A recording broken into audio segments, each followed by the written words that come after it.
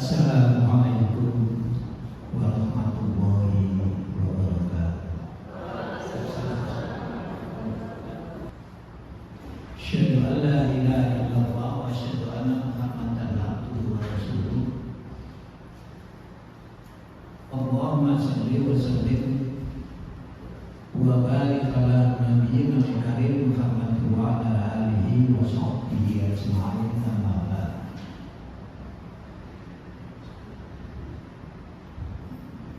Bapak Ibu jemaah sekalian, rahimakumullah.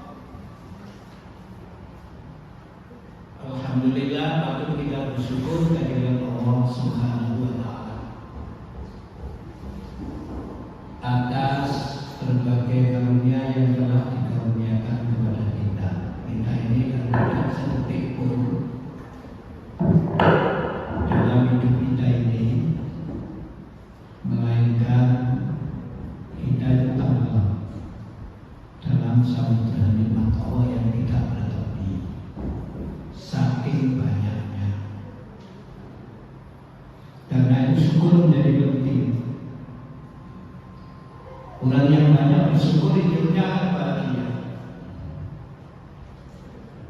Kunci bahagia itu hanya 4. Kalau kita kembali kepada konsep ajaran agama.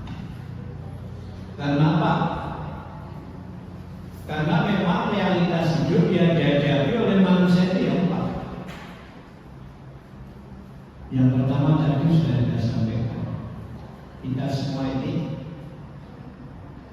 dikaruniai oleh Allah berbagai karunia, bagaikan tenggelam di samudera yang tiada. Apa kemudian yang harus kita lakukan? Bersyukur. Jadi kalau kita senang itu syukur. Yang kedua, kalau kita tidak suka, tidak senang, menderita, sedih, itu sabar. Kunci yang kedua itu sabar. Orang hidup itu ya senang, ya tidak senang, senang ya susah, senang ya susah, senang ya susah. Begitu. Punya sepeda motor baru, senang. Ternyata di tengah jalan banyak kena paku, jauh dan tukang tambal, sedih, susah. Ya begitu. Hidupnya senang. Dan dalam kitab Riyadhus Shalihin, mukmin yang bisa bersyukur dan bersabar itu masuk kategori mukmin yang ajaib.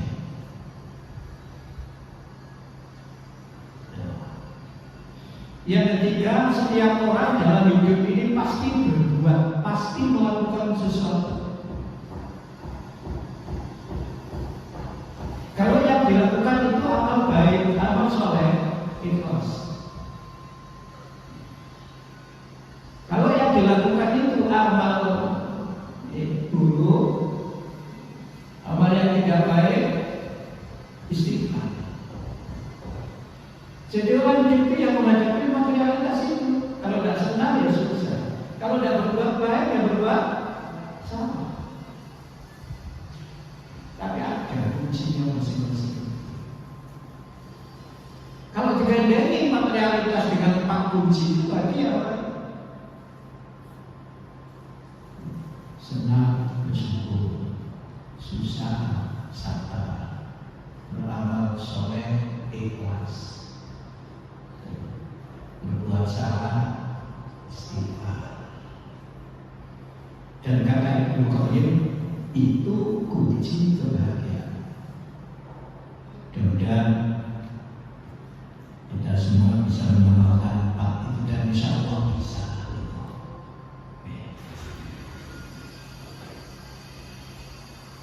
Para jemaah, ini kajian ibu-ibu nih, ibu-ibu harus ngaji. Karena Nabi itu bersabda begini, ad-dunya khulwatun wa hariratun. Dunia itu khulwatun itu lega. Itu ada juga yang bisa dikatakan. Wahadiwatul hijau. Laki itu artinya nikmat, menyenangkan. Hijau itu artinya indah, indah. Karena orang ketika melihat hijau-hijau itu, pohon yang hijau itu senang, menyenangkan. Jadi dunia itu menyenangkan. Isinya dunia yang paling menyenangkan itu adalah harta, tahta, jabatan.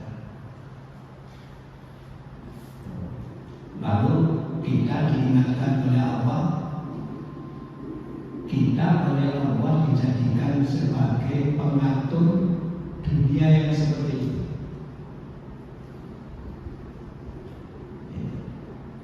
Lalu Nabi melanjutkan, takutlah kepada dunia, bertakwalah kepada dunia, bertakwalah kepada Allah tentang urusan dunia.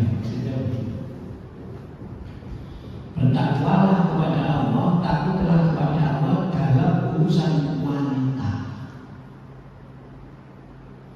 Jangan bisa buka hadisnya, karena sesungguhnya pertama kali yang menjadikan Bani Israel mengalami kerusakan itu adalah tentang persoalan wanita. Maka alhamdulillah ada kajian perjalanan. Mudah-mudahan dengan ngaji ini pemahaman kita terhadap agama itu bisa lebih luas, lebih luas, lebih luas. Karena agama itu sangat bergantung terhadap keluasan pemahaman.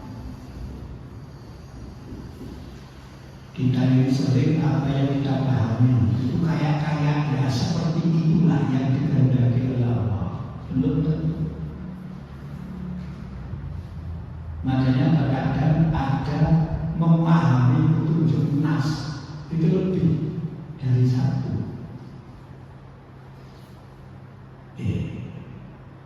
Kira-kira yang dikehendaki oleh Allah yang mana yang sebenarnya? Kita tidak tahu. Maka kita perlu terus memperluas wawasan pandangan kita, sehingga beragama itu harus bersifat inklusi, terbuka.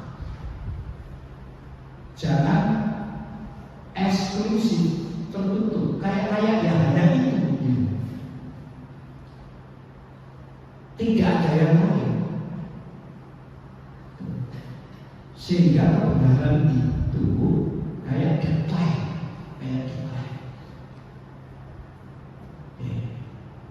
Makanya kita perlu terus ngaji, perlu terus ngaji.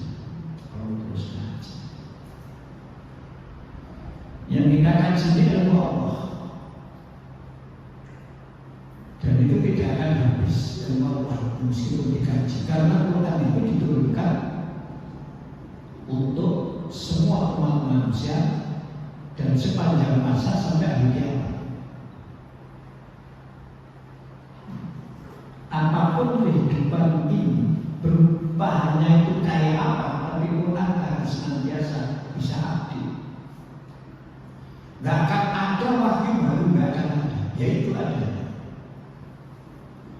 Sehingga di sini perlu memahaminya yang luas, sehingga kita bisa paling tidak punya wawasan Islam yang orisinil itu kayak apa? Islam yang tinggi dan tidak ada yang lebih tinggi kecuali agama Islam. Islam yang unggul dan tidak ada yang lebih unggul kecuali Islam. Itu Islam yang kayak apa? Yang kemudian sering di dalam organisasi kita itu disebut dengan Islam murni. Misalnya Islam yang mendorong kemajuan, itu Islam murni.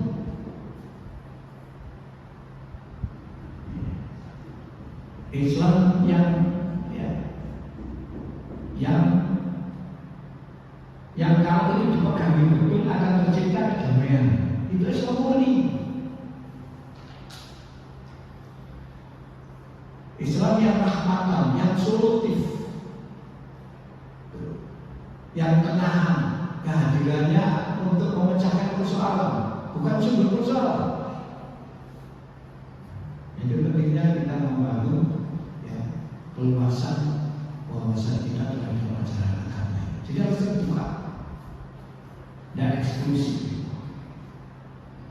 Di Muhammadiyah itu keberagamannya itu keberagaman yang inklusi, yang terbuka.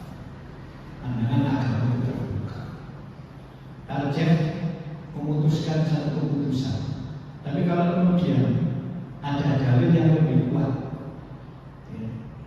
dan memang setelah dikaji dalam munas target betul dalil lebih kuat, pendapatnya berubah. Tidak kemudian eksklusif, nggak terbuka. Pokoknya ini, nggak usah pemulio, nggak usah pemulio tambah dari kontaminasi, tidak seperti itu. Makanya kemudian di kita itu terkadang mudah kemudian paham lain itu masuk yang kita kadang tidak sadar. Kenapa? Pemahaman kita tentang bagaimana pandangan agama di organisasi kita ini kurang begitu luas. Nah, saya akan sampaikan dalam kajian ini sekedar untuk membangun wawasan kita. Kalau satu pertanyaan apa yang dikaji?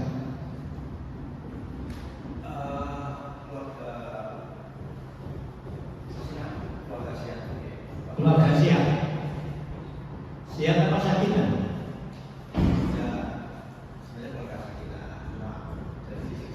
Oh, dari sisi kesehatan. Siap apa? Siap fisik apa siap mental?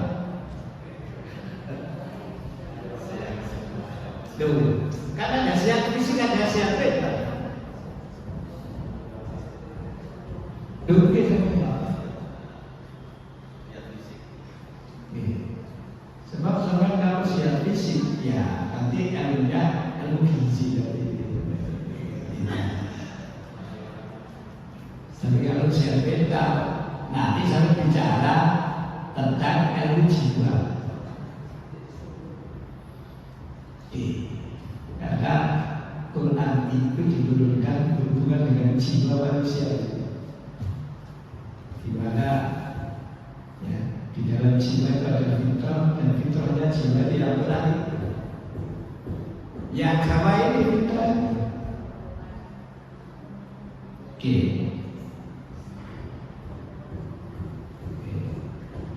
Jadi nanti banyak yang dikaji kalau kesehatan mental. Nabi itu cerdas sekali. Kalau Nabi tidak bisa tulis, itu hanya sekedar tulis, nggak bisa. Misalnya nggak bisa tulis, tapi kecerdasannya aksinya itu luar biasa. Nanti cerdas emosional, cerdas intelektualnya, cerdas spiritualitasnya, luar biasa cerdasnya. Namanya kecerdasan hati. Dan ini kalau dikaji dalam psikologi juga. Nah, dengan siap mental apa siap fisik itu aja.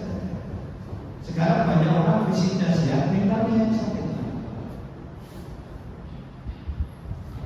Wah, kalau sudah siap fisik itu ya Allah, syaratnya banyak. Olahraga, senam, sekarang sesuatu. Wah, macam-macam. Tapi banyak yang sakit mentalnya. Manusia ini banyak yang sakit. Sehingga kemudian problema kehidupan ini sumbernya dari manusia itu sendiri. Katanya saya. Tapi tidak apa-apa. Siap fisik juga penting. Jika umum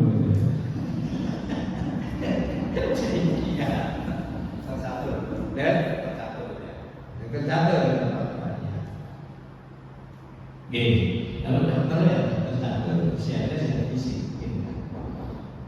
Kalau psikolog yang muslim ya akan siap mental, tergantung dengan siapnya mana yang disebut. Oke, ya. Karena sekali lagi Islam ini hubungannya tidak semata-mata dengan fisik, tapi dengan hati, dengan jiwa. Di mana manusia itu punya fitrah, dan fitrah itu sejalan dengan agama ini. Fitrah Allah allati fatarana nas 'alaiha, gitu. Karena itu Allah yang menciptakan. Jadi sudah pasangannya sudah. Tidak ada tentang, tinggal diganti saja. Dan sama lagi, kalau 1, 2 progresi kita tadi, ya progresi kita 1, 2, 3 APD.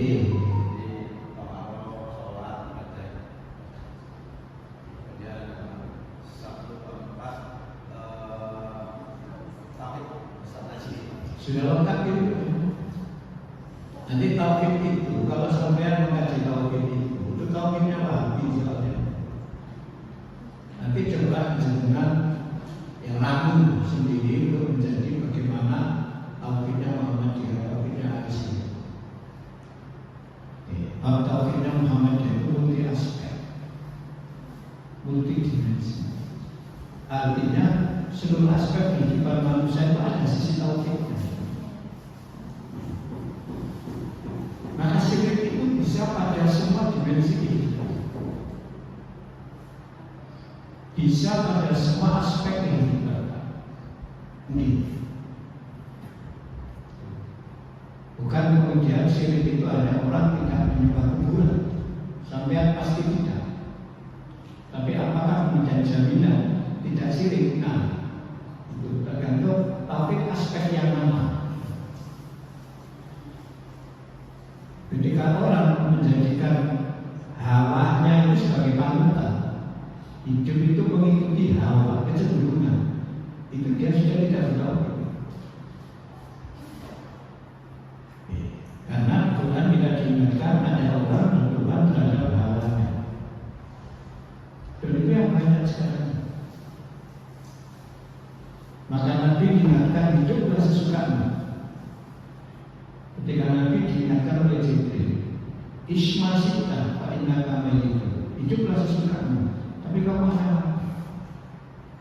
Wa'ma wasita, Pak Inna Kamil, berbuatlah sesukamu. Tapi ingat, kamu akan dibalas dengan perbuatan.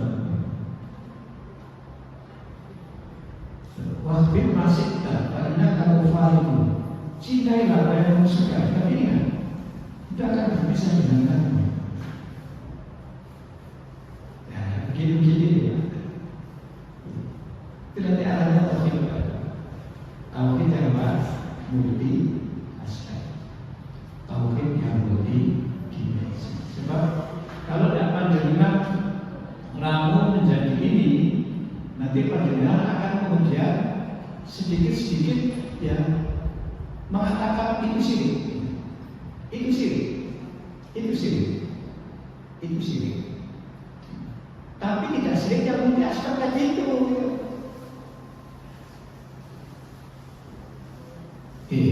Ngerti ya? Nih, sebab di Muhammadiyah itu hidup itu berdasarkan tauhid. Jadi tauhid itu menjadi landasan hidup. Dalam seluruh aspek yang dilakukan, dimensi sisi yang digarap, itu semua dasarnya tauhid. Namanya tauhid multi aspek dan multi dimensi. Yang ini diramu sendiri lah. Kali ini saya sampaikan pandangan Muhammad Al-Ghazali, salah seorang tokoh Ikhwanul Muslimun. Tapi bagus dalam kaitan dengan mengupdate diri supaya kita ini memiliki pemahaman terhadap agama yang luas. Dan tidak hanya itu, tapi juga bisa kita resapi sehingga iman itu akan bertambah. Karena iman itu letaknya di dalam hati. Iman itu membenarkan, hatinya itu membenarkan kebenaran ajaran agama itu. Membenarkan itu dipengaruhi oleh pengetahuannya, oleh pemahamannya. Seberapa pemahamannya, seberapa pengetahuannya. Lalu kemudian pemahaman, pengetahuan itu diresapi atau belum, itu juga penting. Baru nanti kemudian akan diwujudkan di dalam perilaku. Mewujudkan di dalam perilaku itu juga kadang-kadang nggak bisa spontanitas, sekaligus melalui pelatihan, melatih diri dan pengembangan diri. Maka saya sampaikan di dalam beliau. Di dalam kitabnya yang berjudul Raqaizul Iman Bainal Aqli wa Aqdi. Raqaizul Iman itu apa? Markas itu apa? Istilah markas itu tempat berkumpul. Jadi totalitas iman yang bisa dibangun antara iman yang dihasilkan oleh akal dengan iman yang dihasilkan oleh hati. Beliau mengemukakan agar kita ini bisa menjadi mukmin yang baik, mukminun haqqo, itu ada 3 yang perlu dilakukan terus-menerus. 3 itu yang pertama adalah berusaha menjadikan iman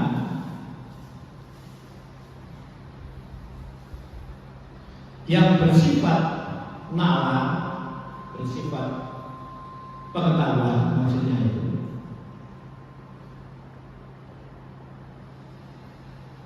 menjadi iman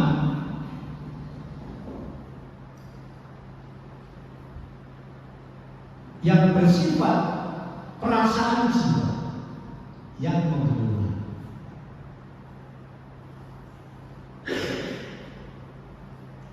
Dalam bahasa yang lebih gampang adalah mengubah iman yang bersifat akli menjadi iman yang bersifat nafsi. Itu yang pertama. Iman yang bersifat akli, iman yang bersifat nafsi.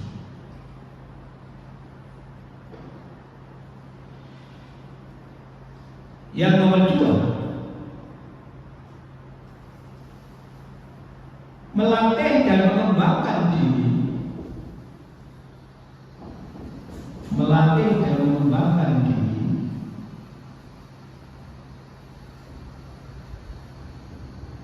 menuju tingkat kesempurnaan, melatih dan mengembangkan diri menuju tingkat kesempurnaan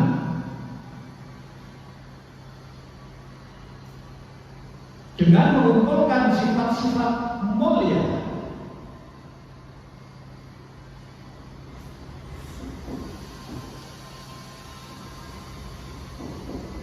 dengan mengumpulkan sifat-sifat mulia dan membersihkan diri dari sifat-sifat tercela.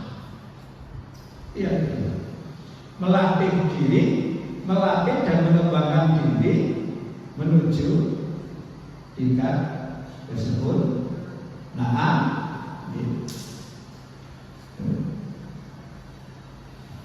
Dengan mengumpulkan sifat-sifat mulia dan membersihkan diri dari sifat-sifat tercela.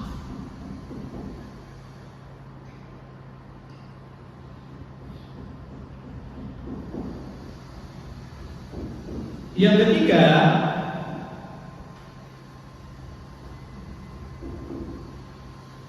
memandang dunia ini,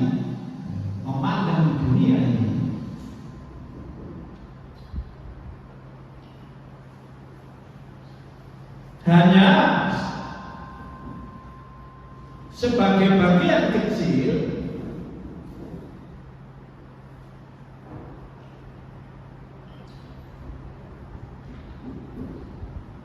dari kehidupan luas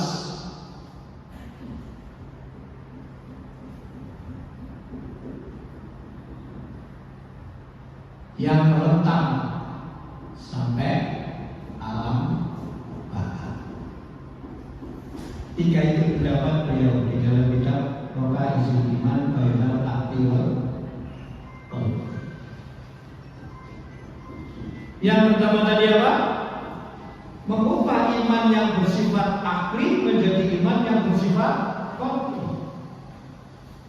Kita ini kaji seperti begini.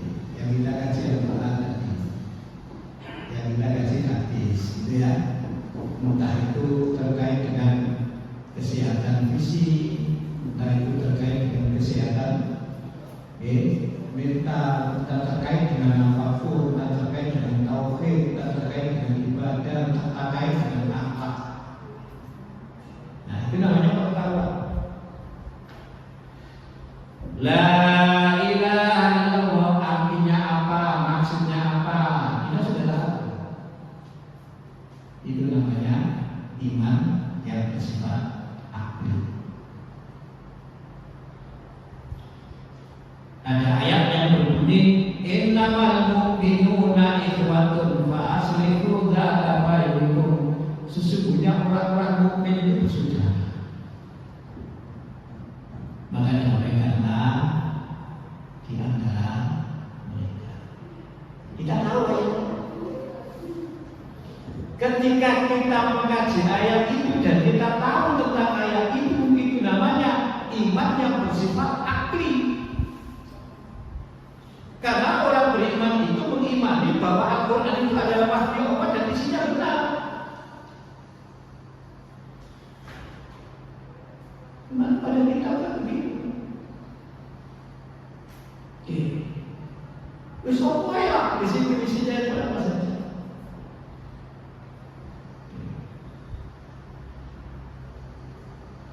Wal kadhimina al-ghaiza wal 'afina 'anil nas. Itu Quran.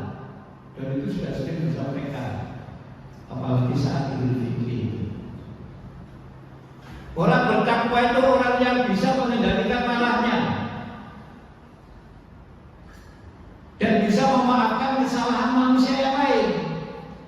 Kita tahu itu.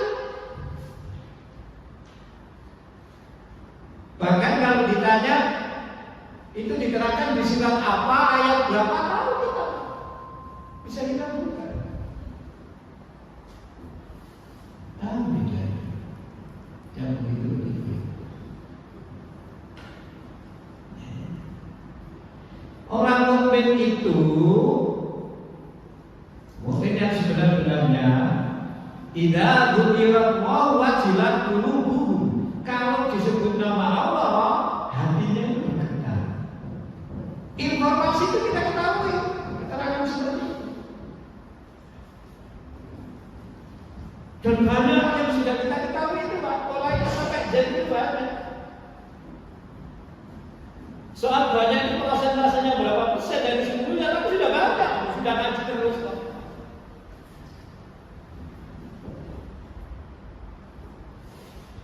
Maka yu'minu billahi wal yaumil akhir falyakul khairan aw liyasmut. Barang siapa yang beriman kepada Allah dan hari akhir, berkatalah yang baik. Kalau enggak bisa berkata baik, lebih baik diam. Sudah tahu kita di situ.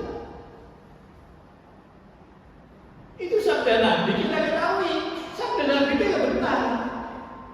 Kita percaya itu. Itu namanya iman yang bersifat apa Pak? Akhliyah. Iman yang diketahui oleh pengetahuan kita. Dan tapi pertanyaannya, apakah yang diimani seperti itu sudah meresap di dalam hati? Itu persoalan.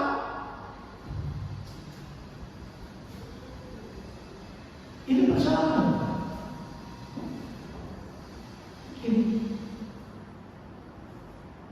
Orang mukmin itu bersaudara dengan Al-Quran, damaikan antara mereka. Sudah ada dosa tidak? Nah kalau belum harus dirubah dari yang bersifat pengetahuan menjadi yang bersifat perasaan. Dan agama memang begitu. Nanti bisa hatinya itu membenarkan. Yang membenarkan bukan semata-mata akal, tapi hatinya tasdiqun biqalbi. Tasdiqun biqalbi. Perasaannya seperti itu. Tuh. Kamu harus begitu, kita ngaji harus begitu. Ini yang di dalam bahasa dokumen Muhammadiyah yang disebut khitab 12 langkah itu adalah memasukkan iman ke dalam hati yang paling dalam. Jadi iman yang bersifat akliyah tadi itu pengetahuan dimasukkan ke dalam hati yang paling dalam supaya melekat, meresap.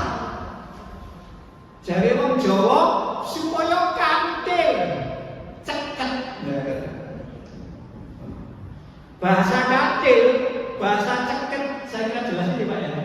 Itu istilah di ideologi kita namanya berakidah Islam, bersumber dari Quran dan hadis. Maksudnya apa? Islam itu yang melekat di sini tadi, karena sudah dirubah menjadi bersifat qalbiyah, imannya itu tidak sekedar akli. Makanya ada kalimat gerakan Islam, ya, gerakan dakwah Islam, berakidah Islam, bersumber dari Quran dan hadis. Namanya akidah seperti itu. Semua la tadkhulunal jannata hatta tu'minu. Kamu tidak akan masuk surga sehingga kamu beriman. Itu hadis itu. Wala tu'minu hatta tuhibbu. Kamu belum beriman sebelum antara kamu saling mencintai. Coba ya. Itu hadis saya. Maukah kamu aku tunjukkan amal yang bisa menjadikan dirimu saling mencintai? Kata sahabat, mau. Muncullah kemudian acara tentang afsus salam, sebarkan kedamaian, jangan menyebarkan kerusuhan, jangan menyebarkan kerusuhan, sebarkan kedamaian. Wa id'am ta'am, perhatikan tentang makan, jangan sampai terjadi kelaparan di dalam kehidupan kita. Kayak gitu-gitu aja. Sebab Nabi mengatakan, kamu tidak akan masuk surga sebelum kamu beriman, dan kamu belum sempurna imanmu sehingga kamu saling mencintai. Itu pengetahuan, kamu dimasukkan di sini. Ya, di situ melekat di dalam. Ibu jenenge berakidah Islam berdasarkan Al-Quran dan hadis. Prosesnya adalah memasukkan iman ke dalam hati kita yang paling dalam. Bahasanya Muhammad Al-Ghazali merubah iman yang bersifat akal menjadi iman yang bersifat kalbu. Ini persoalan tersendiri. Di dalam surat 47 ayat 19 itu ada ayat yang berbunyi wa'lam annahu la ilaha illallah. Mengertilah kamu tentang la ilaha illallah. Kita pelajari. Misalnya sampai belajar tauhid, lalu itu kita satu itu. Tidak satu. Sehingga kita ini hanya menghambakan diri kepada Allah. Tidak boleh orang jadi hambanya harta, jadi hambanya dunia, jadi hambanya wanita, jadi hambanya orang, jadi hambanya hawa. Tidak boleh hanya hambanya Allah.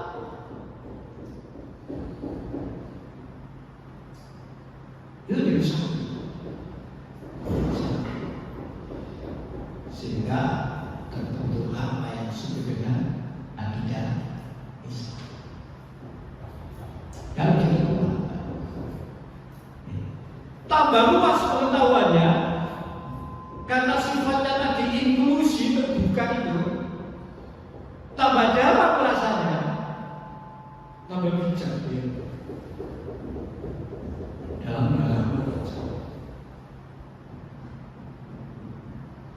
bukan ditentukan karena gengsi dan macam-macam, tapi agak yang Nabi itu presiden selain Nabi. Tapi kalau dihina orang Nabi tidak mau. Jadi kan pernah dengar cerita ya punya Nabi itu pernah dihudai orang kan gitu ya. Marah betul tuh. Betul. Sampai dia dihudai orang marah betul tuh. Marah. Sing betul ke sama. Letak kita. Letak kita. Dia ini waduh, Nabi ojo ini ngomong wis jono Nabi.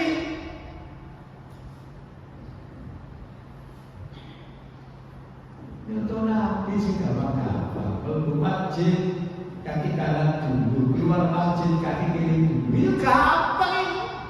Gak usah proses ini. Jangan proses pengetahuan itu hanya pengakuan praktis itu. Gampang itu. Masuk WC kaki kiri dulu, keluar WC kaki kanan dulu. Tapi tidak marah. Dalam realitas kehidupan apa? Nabi pernah dihudai orang, dan itu tidak sekali. Tapi Nabi tidak marah. Kalau dewi tak menangis, masya Allah. Apa? Gimana? Iya. Makanya saya sampaikan pendapat Al-Ghazali itu karena ini penting untuk kita itu penting. Dan sebenarnya kita melakukan proses seperti ini. Makanya kita belajar ini untuk memperluas pandangan agama kita ini, wawasan keberagamaan kita, dan juga memperdalam maksudnya keimanan di dalam hati kita, sehingga dari bersifat aktif bisa menjadi bersifat konkret.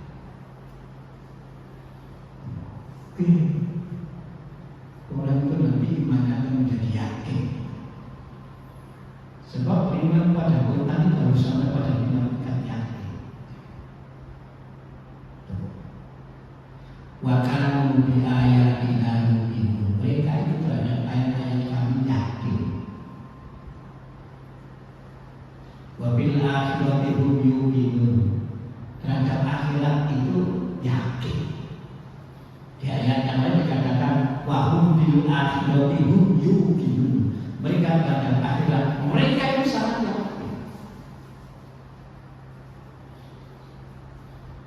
Nabi Ibrahim itu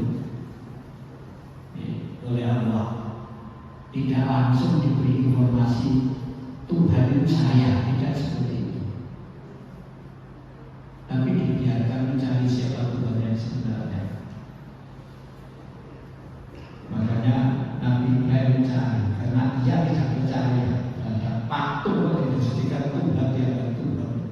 Patung kayak ini kok dituhankan, dipuja di mana? Yang masuk akal. No. Secara nalar, ya, secara nalar dia mencari pasti ada Tuhan yang lebih besar daripada itu. Itu dan Tuhan tak seperti itu. Mulailah dia memandang bulan, memandang bintang, memandang matahari, dan itu benda-benda yang sangat besar. Sampai kemudian pada kesimpulan, waduh ternyata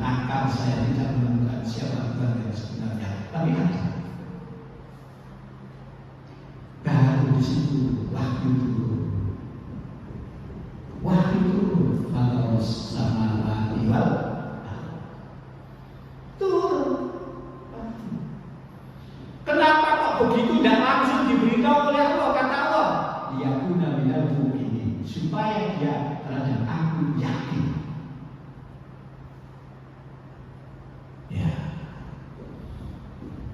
Ketika Nabi Ibrahim bertanya kepada Allah, bagaimana engkau menghidupkan yang mati itu?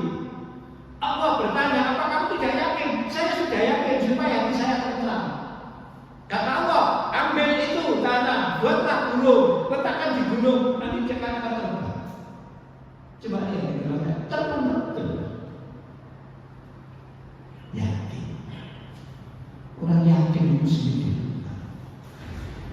Sangat kuat masuk di dalam perasaan.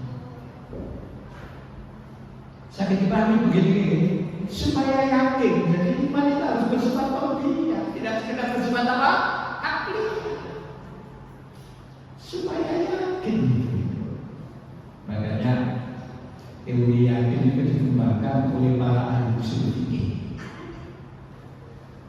Jadi orang itu kalau percaya disebut iman, beriman, mukmin.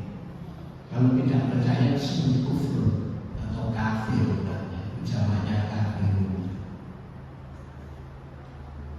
Tapi orang beriman itu masih mungkin ada keraguannya. Kalau ragunya lebih besar daripada imannya, percayanya, itu masuk kategori wahyu. Istilah seperti wahyu itu kalau diterjemahkan itu bimbang. Iki yo ngene, iki yo ngene, iki sing elang berbayar bimbang. Iya, pernah juga ya. Iya betul. Bimbang itu antara ini juga ini. Dua-duanya tidak bisa dipisahkan. Dan kalau dua-duanya tidak mungkin, karena cuma satu, milih satu nggak bisa. Mohon pada Tuhan tolong pilih kayak gitu. Bimbang. Kalau 50-50 itu namanya runtuh. Atau sering disebut satu, itu 50-50 antara percaya dengan ragu. Kalau lebih banyak percayanya itu namanya don.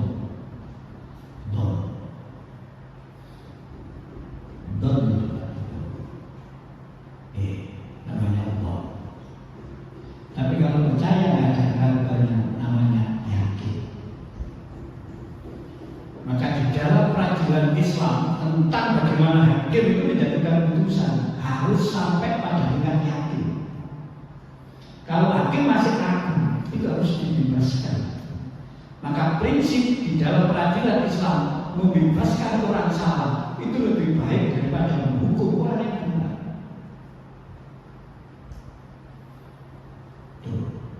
Sehingga orang itu kalau ada hal yang mempengaruhi tingkat keyakinan, misalnya marah, hakim kok marah, mau memutuskan marah dia, marah memutuskan. Menurut hukum Islam, usul fikih, putusannya tidak sah.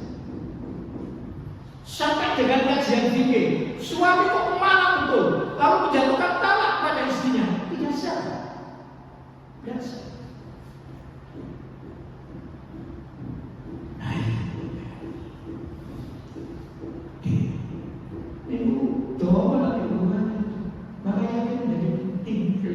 Dulu kalau saya pernah saya sampaikan Profesor Hamka lalu mengulas tentang persoalan yakin ini menjadi tiga tingkatan. Ada yang namanya ilmu yakin berdasarkan ilmu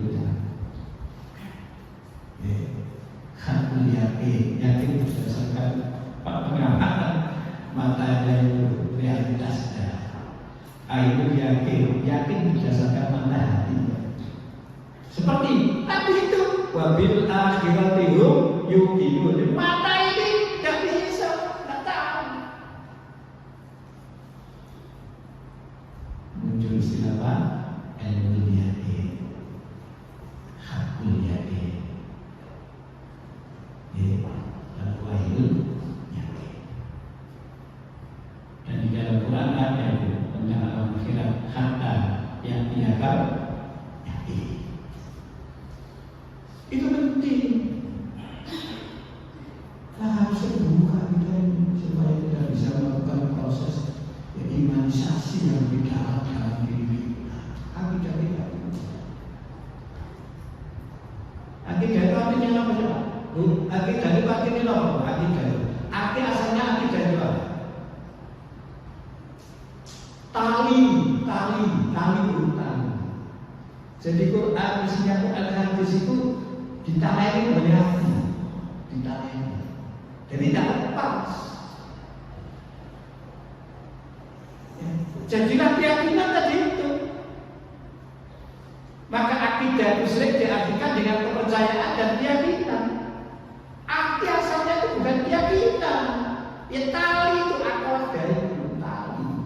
Akad itu perjanjian kalau kita itu. Anda sama tidak akan nikah jual beli. Itu akad. Dari kata akidah itu ikatan. Bahasa Indonesia perikatan. Jadi ikat. Jadi tali itu mengikat dengan tali itu. Nah ini yang pertama. Oke. Makanya ya kita ngaji ya, ayolah di proses menjadi iman yang bersifat kolonial.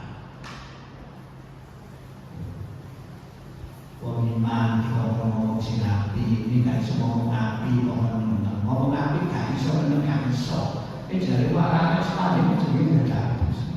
Oh, dados. Kita. Oh, ini kita diterangkan panjang ya. Kalau berarti, jadi dibaca itu. La yu'minu ahadukum hatta yuhibba li akhihi ma yuhibbu li nafsihi. Kalau kamu beriman, sehingga kamu bisa mencintai saudaramu seperti mencintai dirimu sendiri. Kamu belum beriman sehingga hawamu itu tunduk kepada apa yang didatangkan oleh Allah kepada. Nah ini lanjut ini benda. Yang kedua adalah melatih dan mengembangkan diri. Nah, yang tadi itu iman yang bersifat perasaan itu harus diwujudkan dalam amal. Tapi tidak bisa seketika kuat. Nek sakit gimana apa? Ya kudu dilatih. Ini melalui proses itu, makanya kata Al-Quran, kata Nabi, untuk menjadi bertakwa itu lakukan semampumu dulu. Nanti kemampuannya itu akan meningkat. Ini yang disebut dengan melatih dan mengembangkan. Orang sing gampang, orang sing aneh. Kalau boleh orang sing orang negara kayak ngomong, itu Pak D. Oke, gak bisa ngomong api terus seneng. Mungkin lebih gampang. Di mana mesti gedabus banget, kepakil itu. Ngomong itu di tempat di ngomong tak salah. Itu angel itu. Tapi semampunya. Fattaqullaha mastata'tum. Bertakwalah kepada Allah sesuai dengan kemampuan maksimalmu. Nah, disitulah pentingnya yang kedua ini, melatih dan mengembangkan diri menuju ketinggian yang sempurna. Tidak bisa ujuk-ujuk.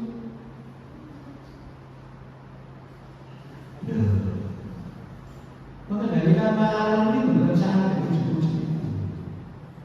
Yang dicoba disini, gak marah, gak ujuk-ujuk, gak marah, gak anaknya, gak marah, gak pembantunya. Lalu pendino muara ini ya, kalau ujuk-ujuk ini gak bisa, gak sakit, harus melatih diri. Gak tinggi, gak marah, udah marah tidak, udah marah tidak, udah marah tidak, udah marah tidak. Saya punya kebiasaan. Karena latihannya itu berkembang. Orang mau marah, marahnya mau ditumpah.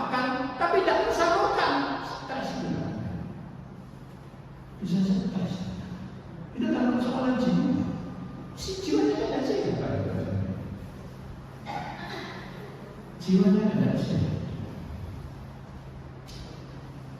Di Universitas Muhammadiyah itu ya Pak ya, jurusan psikologi kalau semester 4 itu materinya itu materi psikologi Islam, tapi berangkat dari Quran. Ya tadi itu cerdasan Nabi, pada itu mungkin fitrahnya manusia itu gitu-gitu itu Pak. Stabilan jiwa gitu-gitu itu materinya itu yang semester 4. Jadi semester 4 itu materinya jurus pada prodinya masing-masing. Nanti kalau yang jurusan ekonomi Islam ya jurusan yang bagaimana nanti pengarah ke situ. Yang jurusan politik ya nanti politik Islam. Yang jurusan sains ya Islam dan sainsnya. Untuk materi AIK yang begitu Pak. Al-Islam dan Muhammadiyah itu seperti itu. Harus dilatih. Sholat khusyuk harus dilatih. Makanya tak pelatihan sholat khusyuk dilatih, hilang mana, latihan mana, hilang mana, latihan mana, hilang mana.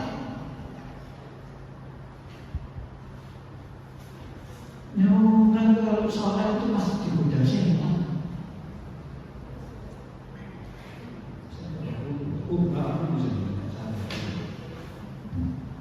Saya minta bukan ya, hanya informasi saja ini tentang hadis ini. Ada hadis yang muncul dari Abu Hurairah, diriwayatkan oleh Imam Bukhari Muslim. Bunyinya begini: Idza nudiya lis-sholati, kalau ada panggilan sholat, azan, kalau azan sudah dikumandangkan,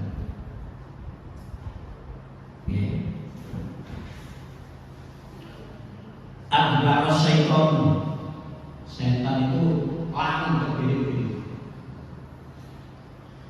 Walau durotun,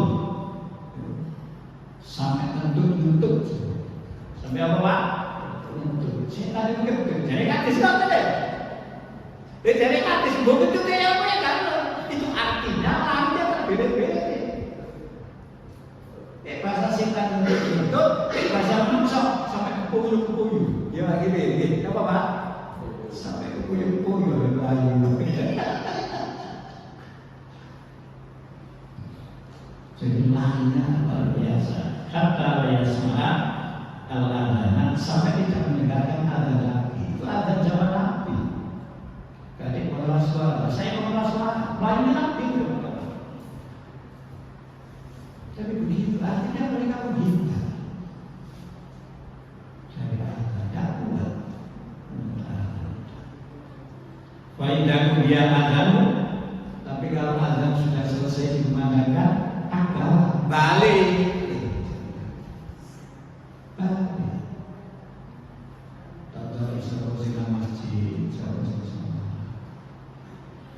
Faidah tuli babian apa? Ketika qomat dikumandangkan, lalu lagi. Faidah dia atas minggu akar. Tapi ini qomat irismani dikumandangkan, balik dia balik. Hatta yahkura baina mar'i wa nafsihi, sehingga ketika orang itu sholat diganggu bagaimana dia sholat itu antara yang ia kerjakan dengan jiwanya itu ada perbedaan. Enggak mungkin. Awalnya sujud, tapi yang ini bersujud. Badannya lugu. Tapi akhirnya betul khusyuk. Bahkan Islam begini, bahkan setan begini, ya kulu berkata, setan itu pada orang yang sholat udhkur kada, lima lam yakun yadhkur gitu. Ini mau saya beri sholat gak ini, begitu sholat, lagi pon kali begitu. Tapi mau sholat gak enak, begitu sholat lagi HP kali. Ini ini kok ini. Jadi salah bikin salah. Semua itu. Nah itu betul dilatih. Isu itu.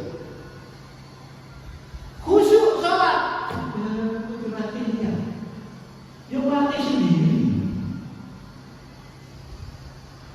Khusyuk itu apa? Bicara khusyuk, dilatih. Misalnya supaya bisa khusyuk bacaan itu bersapi. Artinya apa? Artinya luwih-luwih artinya udah api, itu bersapi. Tapi itu perlu dilatih dan dikembangkan. Sehingga nanti sifat khusyuk itu menjadi tahapnya. Sifat tidak khusyuk itu ya akan dijauhi, dibuang jauh-jauh.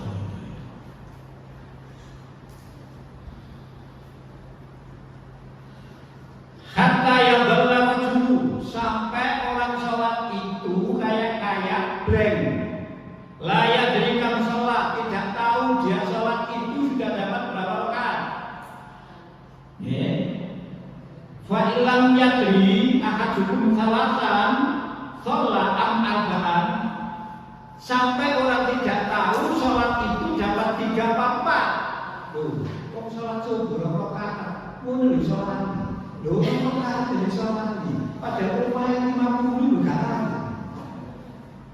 Anak biro, anak 5, untuk biro 20 gak tahu.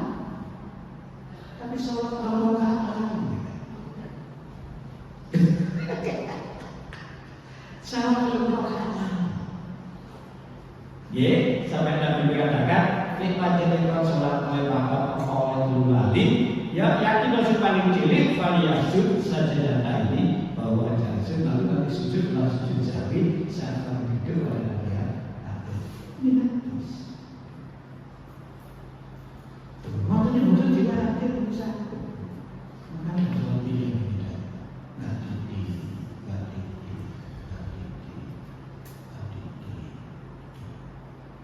harus berubah cara yang lebih baik. Sehingga yang kita amalkan ini apa? Kumpulan semua yang kita kumpulkan dengan melatih diri kita sebagai uji. Sebagai arti. Ini penting. Menciptakan kebaikan tidak bisa lapin. Ya, memang kalau mau mengendaki sih bisa saja. Bisa saja. Ini begitu ajarannya yang diberikan oleh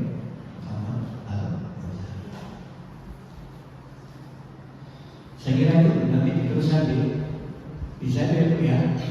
Jadi sifat-sifat yang terpuji itu dilatihkan pada diri kita, melatih. Ya apa ini supaya gak ngerasani wong bolak-balik. Ayo yang caranya itu melatih. Perbaik ibu ini mesti ketemu ibu kalau mesti dibahas, mesti cari bahasan. Soal gampang mau Indonesia Mariana bahas.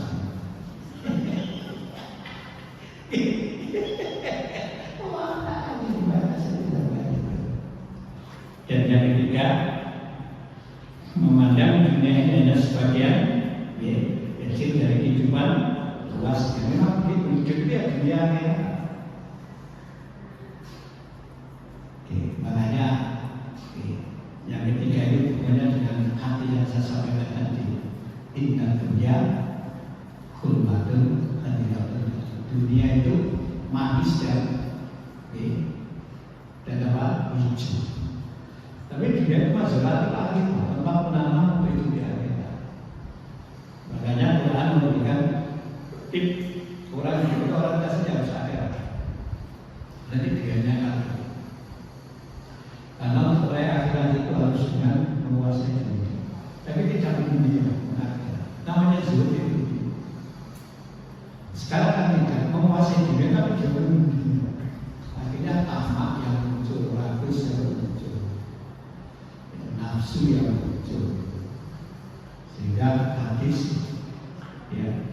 mewasiatkan kepada kita dunia, kita bisa takutlah tentang dunia ini, takutlah tentang dunia. misalnya kalau bisa jauh pengen sih tidak apa-apa.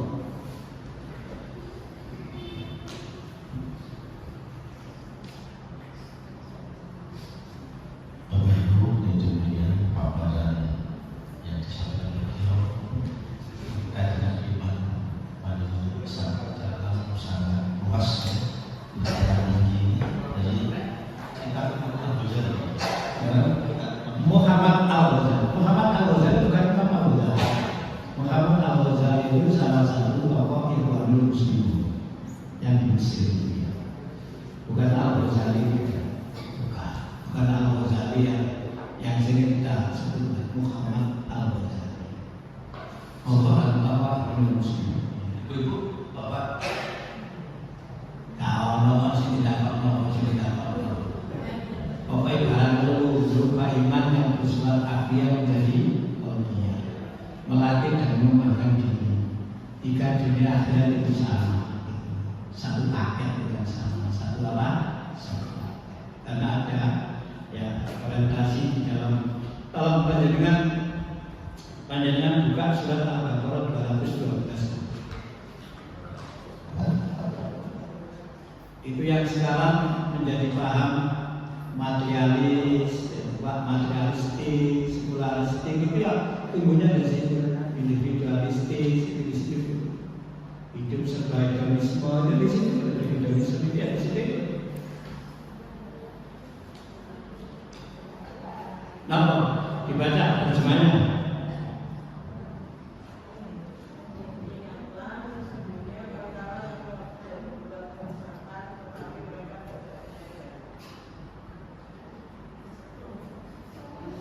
Bagaimana? 219.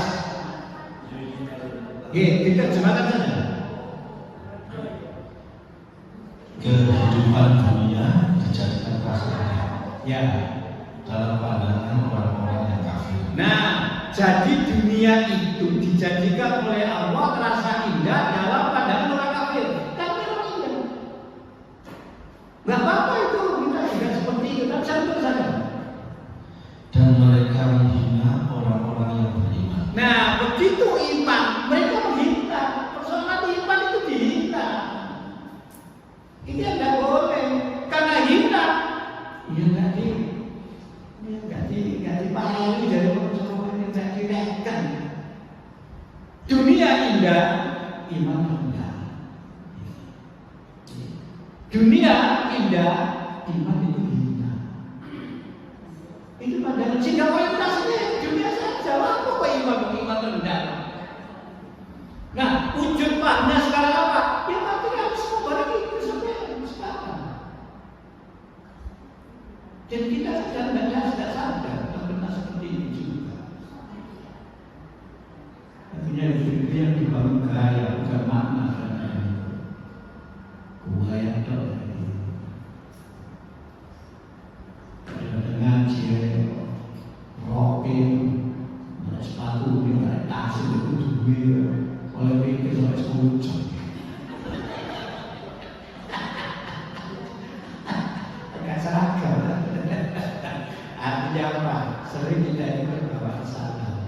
Gaya ini, tidak makna. Dunia itu indah, apa kok memang iya orang mengatakan tadi seperti itu. Tapi jangan menganggap iman itu indah. Padahal iman itu lebih tinggi harganya daripada dunia yang indah ini. Nah, kalau makanya ada konsep dunia akhirat itu sama-sama. Jadi nggak ada yang kemudian makanya ada orang kafir kalau berjuang itu kan. Saya baca Al-Baqarah 200.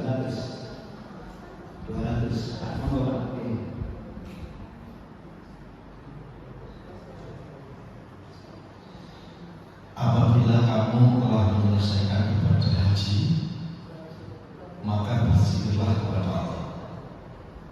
Sebagaimana kamu menyebut-nyebut nenek moyang kamu, bahkan berzikirlah lebih dari itu.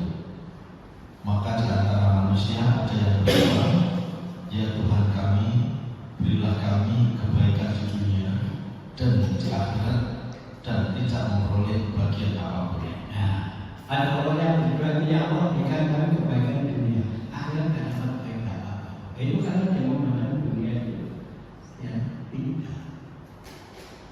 Iman itu mudah, akhirat itu mudah.